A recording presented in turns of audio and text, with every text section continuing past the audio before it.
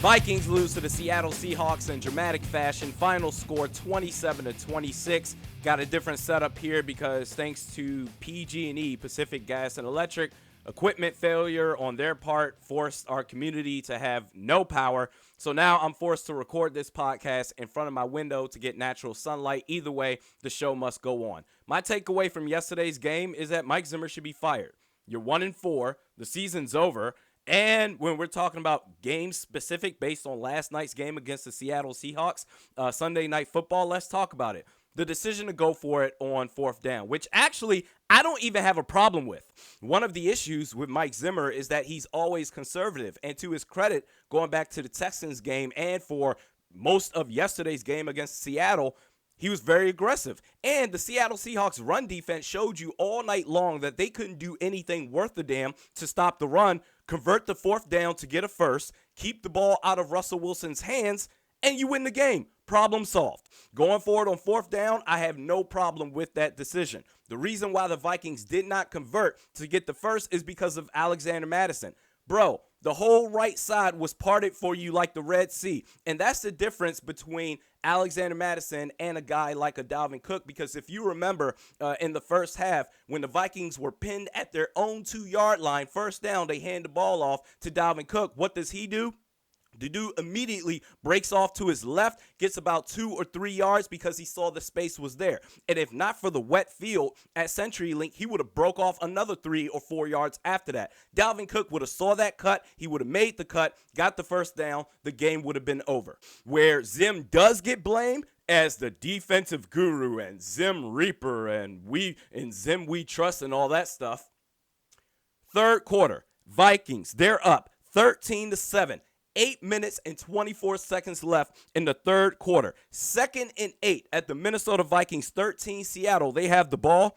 Cam Dantzler is 7 yards off pre-snap playing soft coverage on DK Metcalf. In fact, the whole damn secondary is playing soft coverage pre-snap. For what? Deep into the red zone like that we don't want to give up the big play. You're deep into the red zone. The field is getting condensed at that point. Why are you playing soft coverage? What happens? DK Metcalf does a quick slant inside, touchdown, DK Metcalf. Because of the space that you gave him, there was no resistance. You're supposed to be a defensive guru. And then the Seattle Seahawks, they go up 14-13. Then on fourth down, final Seahawks possession, 4th and 10. If you remember in the preview podcast that I did Thursday, I said specifically the funnies that we like to do with Hitman, Harrison Hitman Smith, where you want to put him at the line of scrimmage, you got to be careful because then you're asking for the deep home run plays to happen. What happened? For some odd reason, Mike Zimmer called for Harrison Hitman Smith to go towards the line of scrimmage to show blitz off of the right side of the Minnesota Vikings defense. If you're going to do that, then go for the blitz. Rush the passer. Instead, it was a fake showing the blitz. Then when the ball snapped, he dropped back into coverage to play deep safety. By that point, Russell Wilson threw the ball deep. Cam Dantzler didn't know where the hell he was. And you can tell Harrison Hitman Smith, he was supposed to be in there in position to make a play, but he was too short. He was not quick enough to get back because then you had to make up so much space for being at the fucking line of scrimmage for what? So you had no safety help. Cam Dantzler didn't know where the hell he was. You converted. You allowed the Seattle Seahawks to convert for the first down and ultimately win off of the final touchdown pass to DK Metcalf. We can talk about all the other issues such as Gary Kubiak, the play call going for it for the 2-point conversion, a quarterback draw with Kirk Cousins as your quarterback.